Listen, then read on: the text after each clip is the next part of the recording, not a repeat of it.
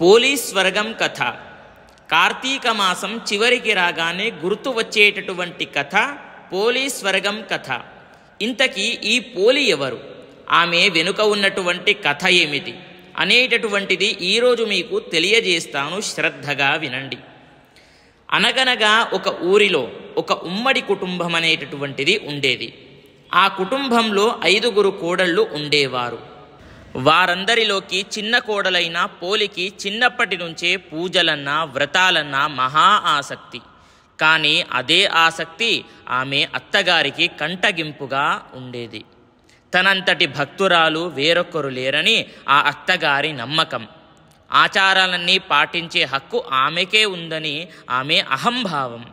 అందుకే కార్తీక మాసం రాగానే చిన్న కోడలిని కాదని మిగతా కోడళ్లను తీసుకొని నదీ స్నానానికి వెళ్ళేది. అక్కడ తన కోడళ్లతో కలిసి చక్కగా నదీ స్నానం చేసి దీపాలను వెలిగించేది. ఈలోగా కోడలు ఎక్కడ దీపం పెడుతుందోనన్న అనుమానంతో దీపం పెట్టేందుకు కావాల్సిన సామాగ్రి ఏది కూడా ఇంట్లో లేకుండా జాగ్రత్త పడి మరీ బయలుదేరేది. కార్తీక మాసంలో పోలి దీపం పెట్టకుండా ఉండేందుకు అత్తగారు చేసినటువంటి ప్రయత్నాలు సాగనే లేదు. పెరట్లో ఉన్న పత్తి చెట్టు నుంచి కాసింత పత్తిని తీసుకొని దానితో వత్తిని చేసేది పోలి.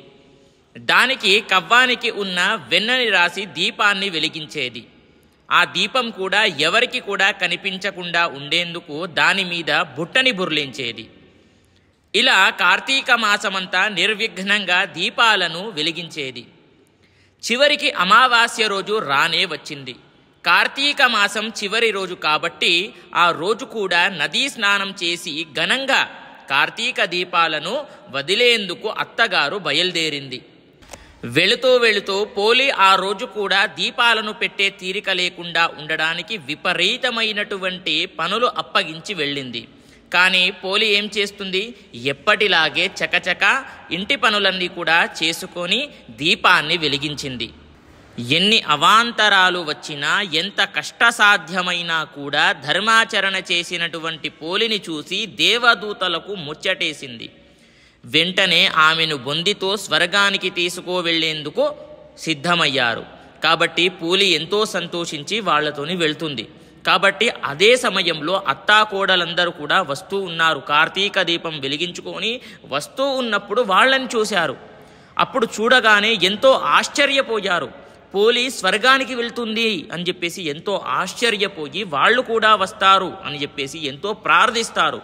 కానీ దేవదూతలు ఆ యొక్క స్వర్గానికి ఎవరికి అర్హత ఉంటుంది అని అంటే, ఎవరైతే నిష్కల్మషమైనటువంటి మనస్సుతో ఎవరైతే కార్తీక దీపాన్ని వెలిగిస్తారో వాళ్ళకి మాత్రమే అర్హత ఉంటుంది అని చెప్పేసి బదులు చెప్తారు. అయితే తెలుగువారు ఇటు పోలిని అటు దీపాన్ని కూడా శ్రీ మహాలక్ష్మి రూపంగా భావిస్తుంటారు. అయితే ఈ రోజున 30 వత్తులను వెలిగించి నీటిలో వదిలితే గనక మాసమంతా కూడా దీపారాధన చేసినటువంటి పుణ్యం లభిస్తుంది. అంటే కార్తీక మాసమంతా కూడా దీపం పెట్టినటువంటి మీకు పుణ్యం లభిస్తుంది అని చెప్పేసి ఈ యొక్క కథలో చెప్పడం జరుగుతుంది. అదేవిధంగా మర్నాడు అంటే ఎప్పుడు వెలిగించాలి అని అంటే, వచ్చేటటువంటి మార్గశిర మాసము అమావాస్య తర్వాత వచ్చేటటువంటి మార్గశిర పాడ్యమి రోజున ఈ యొక్క 30 దీపాలను వెలిగించాలి అనేటటువంటిది ప్రతి ఒక్కరికి కూడా తెలియజేస్తూ ఇది పోలీస్ వర్గం వివరం. అయితే ఈ యొక్క కథలో మనకు ముఖ్యంగా ఏం చెప్పడం జరుగుతుంది అని అంటే, భగవంతుడికి ప్రార్థించడానికి మనకు కావాల్సింది శ్రద్ధే కానీ ఆడంబరం కాదని సూచిస్తుంది ఈ యొక్క కథ.